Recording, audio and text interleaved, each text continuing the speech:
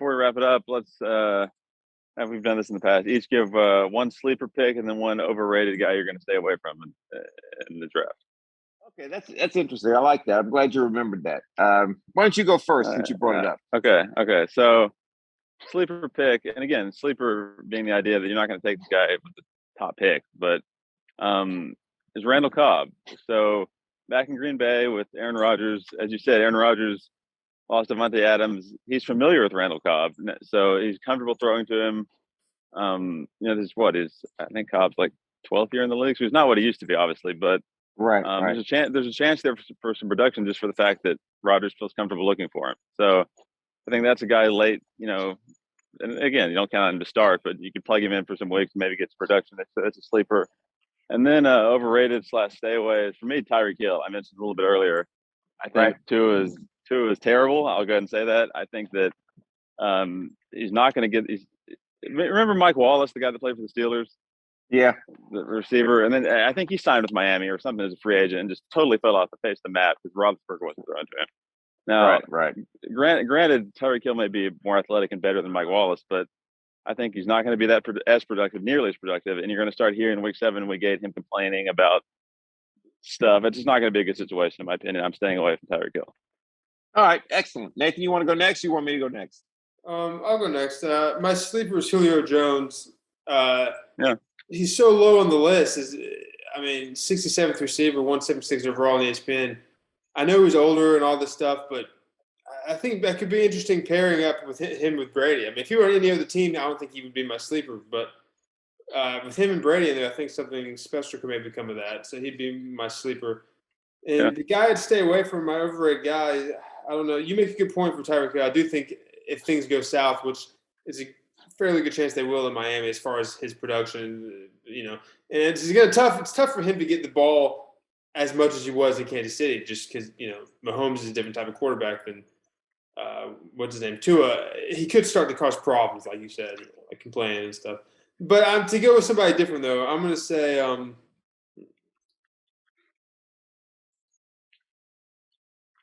going to say I don't know. It's tough for my guy to stay away from. Everybody on the Jacksonville Jaguars. Well, I don't know if. I'll give two. Overrated. Stay away from. People think highly of him. Not obviously. There's a lot of guys you want to stay away from. Yeah. Right. That's what I was going to say. Yeah, overrated more than like don't draft this guy. But I'm not saying that. I'm just saying like don't draft him as high as ESPN would have you believe. Would be probably Josh Allen, because like I don't see him being that much more productive than any of these other quarterbacks in the top 10 even or 9. Like it's strange that he's a little overrated with his fantasy production, not like his on the field actual quarterback, but his fantasy production. But I also say this.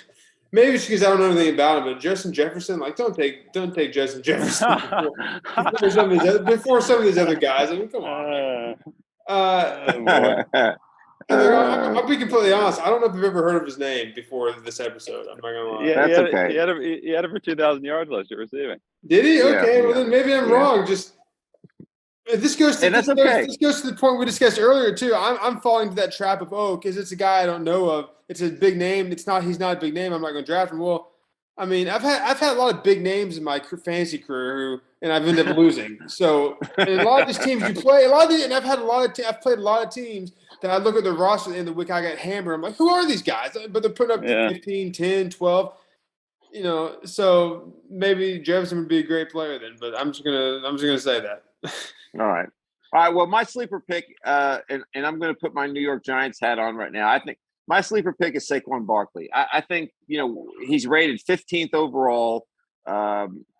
He's been hurt, but I think with a new coaching staff and a new offense, and the Giants, they seem to be on the right track from the standpoint of organization. Okay, and I think they're going to try to get him the ball, not only running it but also receiving. I think their offensive line's improved. They got 2 really good tackles. This Evan Neal guy they drafted from Alabama looks very good in preseason.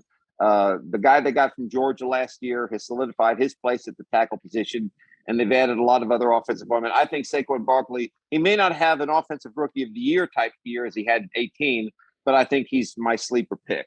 As far as overrated, I think it's Jalen Hurts. I mean, ESPN's got him ranked 6th in quarterbacks. Sporting News has got him ranked 9th.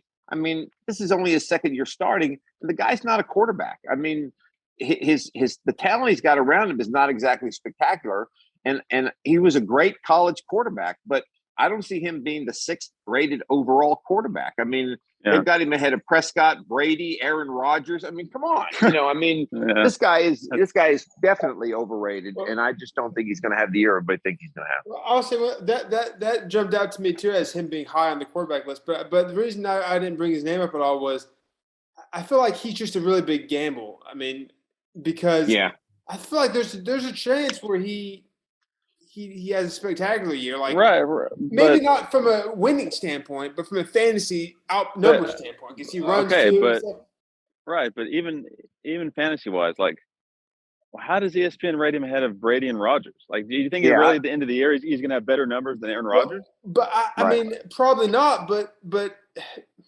why did they rate him that high? Look, I agree. I mean, he probably shouldn't be rated above those guys, but I just feel like it's a bit. I wouldn't say like he's definitely not gonna do anything. It's just a big gamble. But maybe it's because I've heard Tom Brady apparently in Tampa Bay he has a really different offensive line than he had last year. Like one guy retired, one guy went somewhere else. They had some guy who was competing for one of the offensive line jobs out for the season now with a knee injury. Just like the last game, I think he hurt his knee. So maybe that's something to look at with Brady. And then Rodgers, I mean, I guess they're saying like he had no team around him the last few years. Now he's got even less of a team if that's possible because he doesn't have Devontae Adams. Look, those guys are more consistent. Brady and Rodgers are going to consistently week in, week out get you more than Hurts. And at the end of the year, they'll probably have better seasons than Hurts. But Hurts could have some like really big days. Yeah, it's just a gamble. I don't know. Yeah.